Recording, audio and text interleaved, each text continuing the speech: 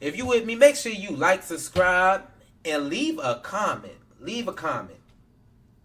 As we move right on into our next topic, y'all. What is Project 2025? I know what has been going on with Project 2025. When I first heard about it, I heard about it from Democrats, you know, trying to scare people.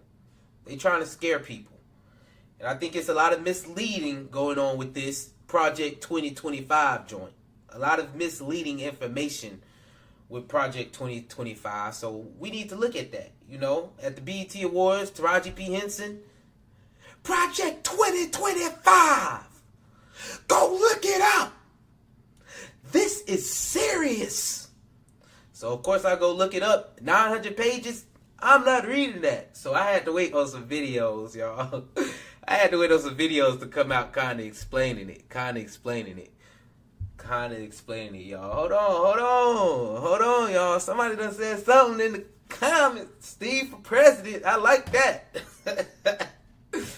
Nah, y'all. Steve for president. That is hilarious. But yeah, y'all. That Project 2025, I don't think it's too much in there to be scared about. I think it's some truth in there as well. It's some truth in there, and it's some extremist stuff as well. Take it as you are, but we about to go sit through this so we can understand a little bit more about Project 2025, and I think it will alleviate some of the fear that people have when it comes to Project 2025. Because after me doing my own research, I don't think it's too much to worry about, and I'll explain that more as the video just goes on. Let's get it. A massive project has been causing quite a stir in Washington, and it's only going to become more of a hot topic leading up to the November election. Project 2025 is a major initiative led by the Heritage Foundation and a coalition of conservative organizations to prepare for Trump's second term and for future Republican presidents. Project 2025, spearheaded by conservative think tank, the Heritage Foundation, is a years in the making, 900-plus page presidential transition plan giving Team Trump a detailed blueprint for a potential second term. That blueprint would radically remake the federal government, if executed, with its stated goal being, quote, to assemble an army of aligned, vetted, trained, and prepared conservatives to go to work on day one to deconstruct the administrative state. The project is built on 4 pillars, which go well beyond previous transition efforts.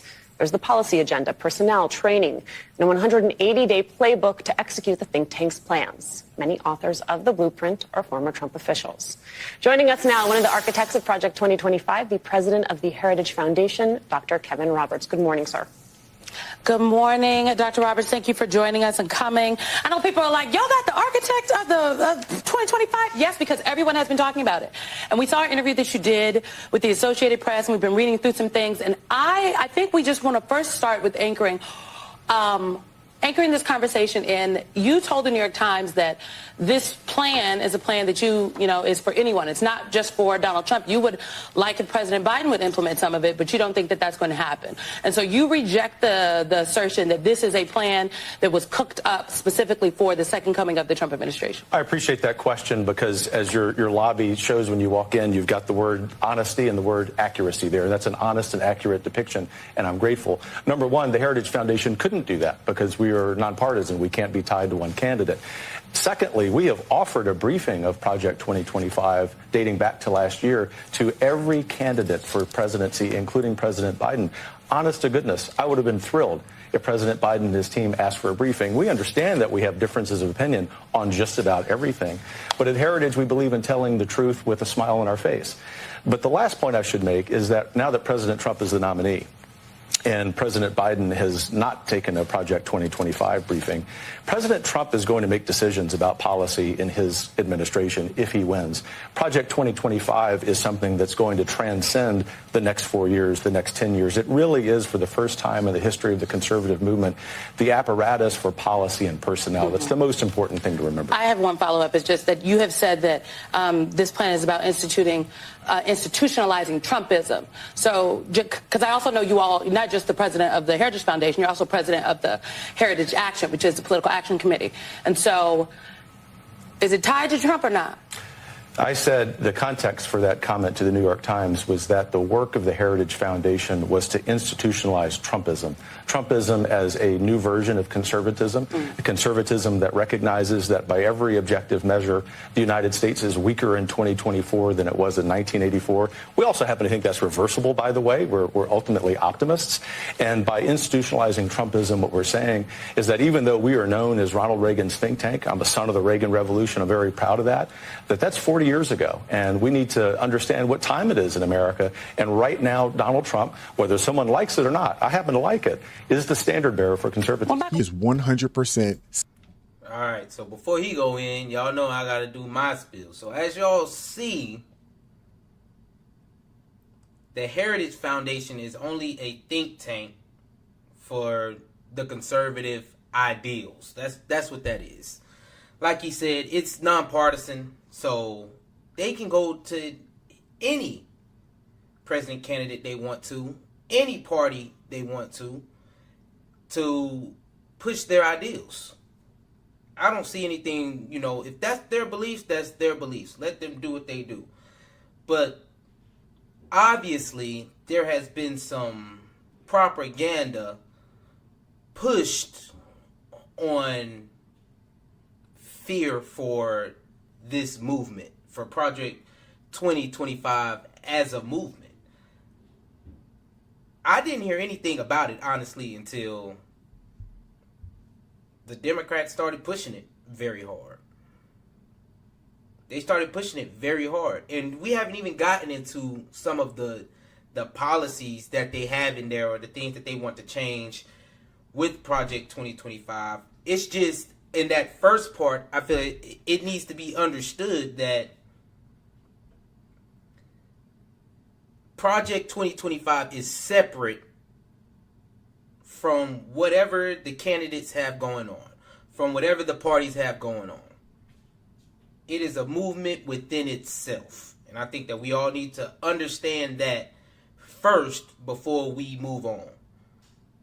You feel me? So I understand they have policies in there that people don't agree with too much and all that stuff, but I'm not just too worried off the strength of it, of 2025. It's just a collective group of people. They came together, they wrote papers about how they feel the U.S. should move for the next, what did he say, 5, 10, on and on and on, transitional years for each president afterwards. So, hey, are they going to go with Project 2025?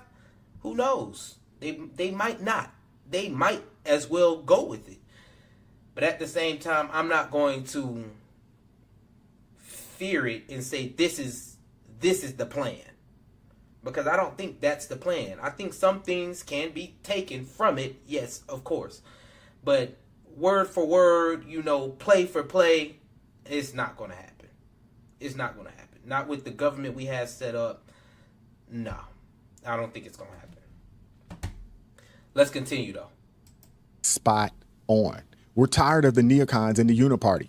Politicians on both sides of the aisle have pretended to oppose each other for too long. And in reality, they've just been working together to maintain the status quo. Well, the status quo is no longer working for the American people. The blueprint for a second Trump term? It may be this document, more than 900 pages long, outlining big changes to government as we know it. If we don't win, this country is finished. Making a splash everywhere from Congress. Project 2025 is a far-right manifesto. To TikTok. Project 2025 likely isn't going to happen. Making a stir among progressives. It is a 900-page blueprint for an authoritarian takeover. Oh, just the right's blueprint for reshaping America. Project 2025, the brainchild of former Trump officials and conservative think tank, the Heritage Foundation. Weaponized conservatives ready to do battle against the deep state. That battle plan outlining several key proposals, including a federal government under much tighter presidential control, Even now, independent agencies like the Department of Justice would answer almost entirely to the president.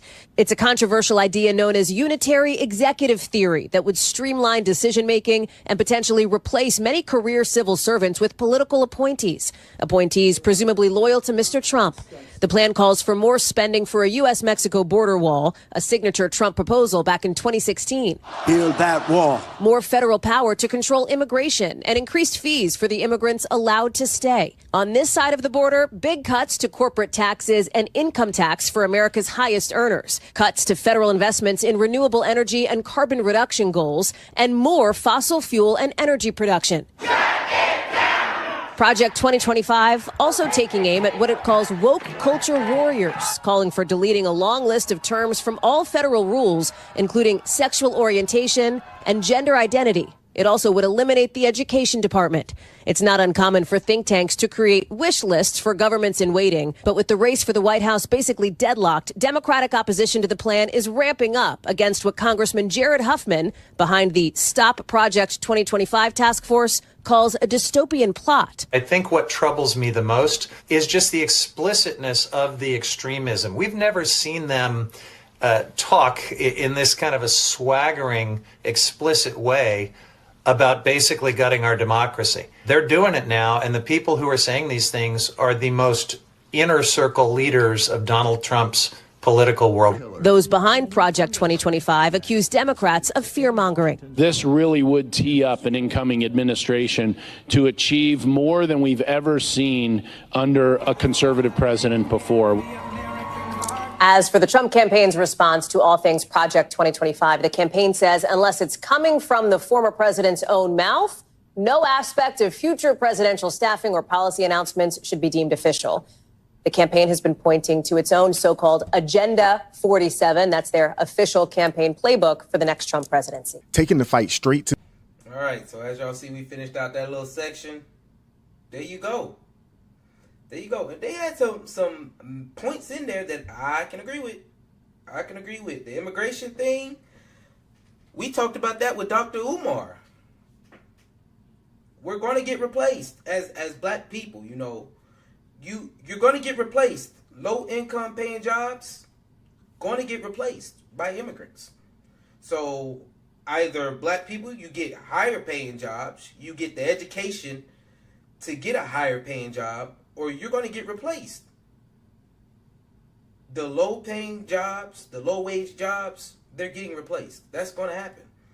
So immigration, I think we can shout, build that wall. We can do all that stuff all we want to.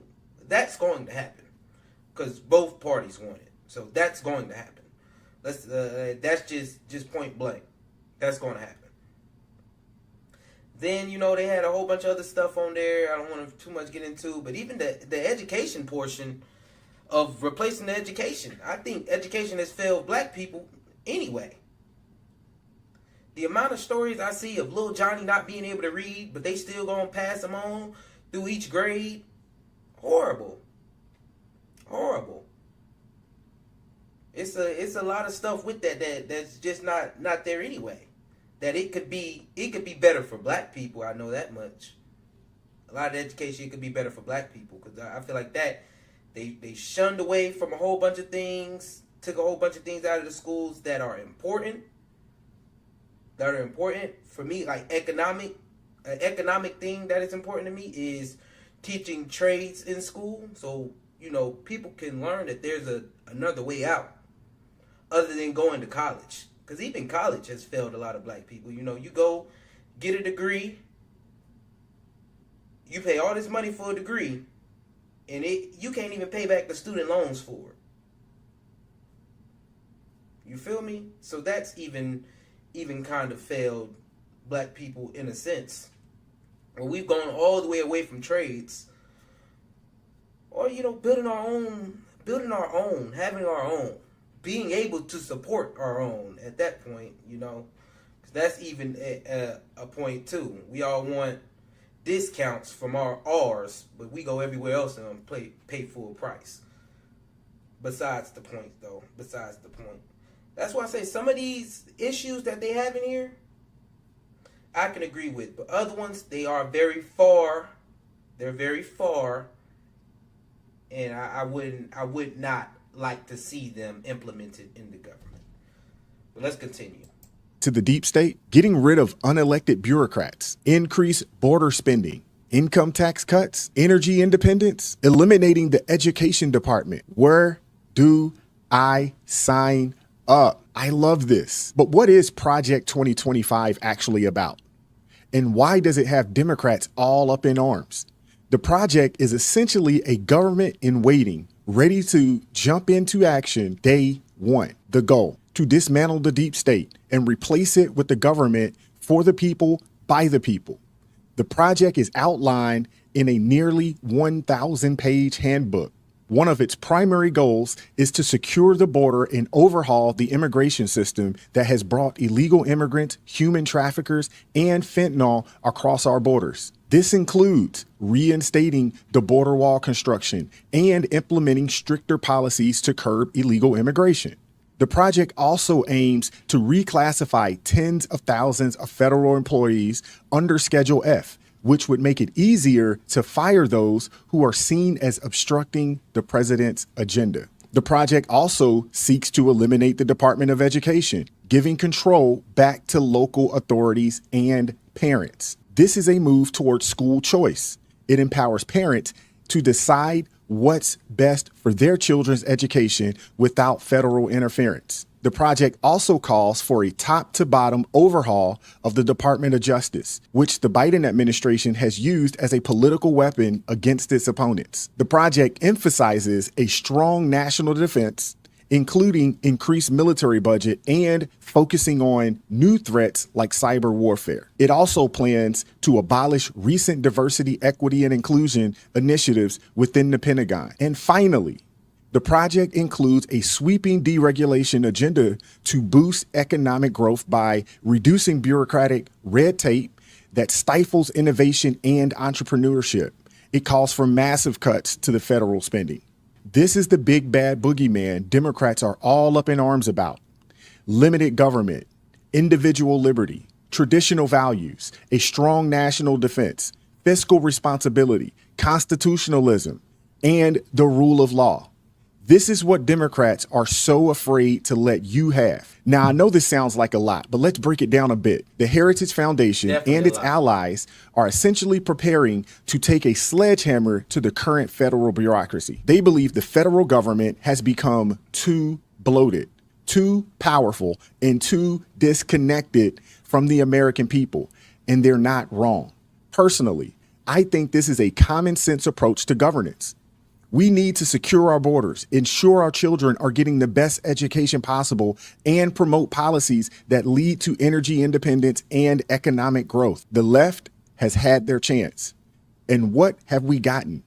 Higher taxes, more regulations, division, and a government that is more interested in controlling our lives than serving us. This project is about undoing progressive policies that have led to crime, deaths of despair, lower birth rates, child predation, and the breakdown of the family. And how do Democrats feel about this common sense agenda? Let's check in with them. Time for us to play chess, not checkers. It's about making decisions that will affect us as human beings, our careers, our next generations to come. Did you know that it is now a crime to be homeless? Pay attention. It's not a secret. Look it up. They are attacking our most vulnerable citizens. The Project 2025 plan is not a game. Look it up. I'm sorry, that joke is funny, y'all. I'm sorry. It is funny. Taraji, I don't know if I can listen to Taraji too much, y'all. I don't think I want to take, too much advice from Taraji. It's a lot with her. It's a lot going on with her. I don't know. I don't know if she was the best person to give that message. Anyway, yeah, like I was saying, I don't really too much want to continue this. I don't have any foot in the race. He feels deeply about Project 2025, with the American people and all that. He's talking about the American people. I would take it down even further to black Americans, you feel me, with our homes getting destroyed. And these are, you know, policies that I feel like need to be changed for black people. You know, American people, as America as a whole, that's pure to me a money thing. But for black people, some of those things that the Heritage Fund are talking about changing, I think black people could gain a lot from that. I keep saying the immigration thing, build that wall. They've been talking about that for before Donald Trump, y'all. Years. Probably decades. There's already a wall there. So I don't know why they're still talking about it. Anyway. I just feel like that's gonna happen. But yeah, in America, I feel like blacks could take more conservative principles, and I think we would make it further, because what's happening with the Democratic Party is they are scaring people with this. They're scaring people, but at the same time, the handouts are going to stop for black people. As you can see, they're going to start going to immigrants and all that stuff. Push posh. I think we've got enough information about Project 2025. If you need more information, go look it up, y'all. Go look it up. It's 900 pages. I can promise you I'm not reading through it.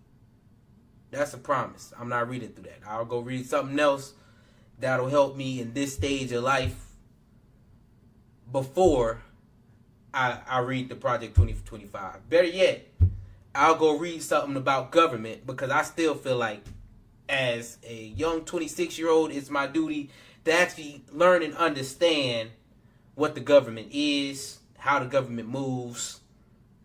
That way I can better vote in the future, other than just voting for what my mom or parents says to vote for, or what they vote for, what they align with. So y'all be on the lookout for a little bit more content heading that way about just straight up learning the government, other than, you know, all the policies and all that stuff. That way we have a better understanding of what we're voting for and why the system is set up the way it's set up in the first place. So if you with me, make sure you like, subscribe, and leave a comment